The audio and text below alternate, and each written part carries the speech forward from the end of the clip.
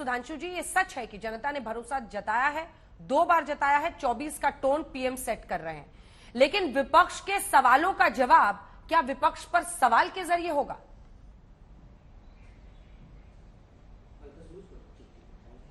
देखिए, प्रधानमंत्री श्री नरेंद्र मोदी जी के ऊपर विपक्ष के सवाल या तथाकथित सवाल कोई आज की देन है?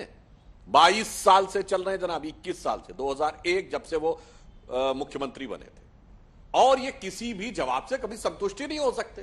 कोर्ट का निर्णय आ जाए तो संतुष्ट नहीं है, बाकी की तो बात ही छोड़ दीजिए। तो इनके सवालों की प्रामाणिकता ही अपने आप में ध्वस्त हो चुकी। आज सदन में मैं स्वयं देख रहा था किस ढंग का शोर शराबा हो, हल्ला गुल्ला। देखिए, राष्ट्रपति के अभिभाषण एक मर्यादा होती है कि उसमें एक मर्यादित आचरण किया जाता है।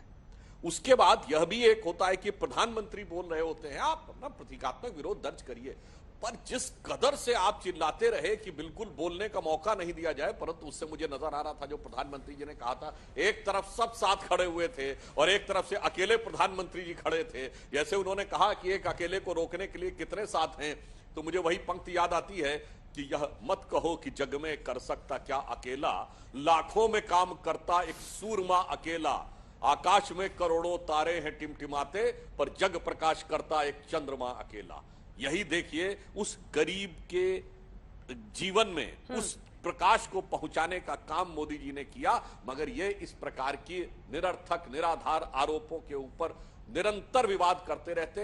मैं पहले भी यह कह चुका हूं, मैं विनम्रता से पूछता हूं संजय जी से, कोई एक उदाहरण बताएं जब किसी एक मीडिया में निकली एक खबर के आधार के ऊपर जांच गठित हो गई हो।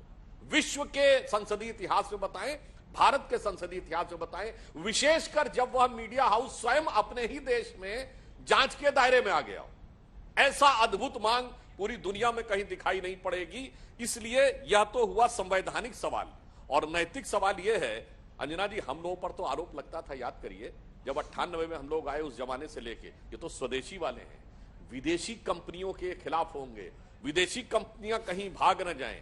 यहां पर एक अलग प्रकार का आरोप लगता है साहब, किसी विदेशी कंपनी के खिलाफ तो कभी देखा नहीं। हां, अगर विदेशी कंपनी के खिलाफ होता है तो एप्पल की फैक्ट्री में बवाल होता है, हिंसक हड़ताल होती है जो चाइना से शिफ्ट होकर आई थी बेंगलुरु में, और उसमें भारी नुकसान होता है क्योंकि अब एप्पल के 25% फोन भारत में बनने लगे थे। इसलिए यह सब भी मन में एक लोगों के मन में संशय उत्पन्न होता है कि एक तरफ गरीबों के लिए निरंतर काम करने वाले, राष्ट्र का गौरव बढ़ाने वाले, रक्षा उत्पादन के क्षेत्र में नई ऊंचाइयों तक ले जाने वाले प्रधानमंत्री मोदी जी, और दूसरी तरफ 22 वर्षों से निरर्थक निराधार अनर्गल आरोप लगाने वाला, आपसी मतभेदों से में जुड़ा हुआ विपक्ष। ठीक है।